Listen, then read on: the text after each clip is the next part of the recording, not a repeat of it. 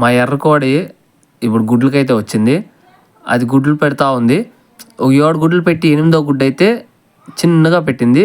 చూడండి, ఇది ఒక చిన్న గోళీ అంత పెట్టింది. దీన్ని ఇదేమి ఇట్లా గుడ్డు పెట్టింది అని నేను అనుకుంటే, మా ఎవరిని అడిగితే మా ఏమని చెప్పినంటే దాన్ని రాతి గుడ్డు అంటారంట. అంటే రాతి గుడ్డు, తోలుగుడ్డు 2 రకాలంట. రాతి గుడ్డు అంటే గట్టిగా చిన్నగా గుడ్డు ఉండి అది గట్టిగా ఉంటే దాన్ని రాతి గుడ్డు అంటారు.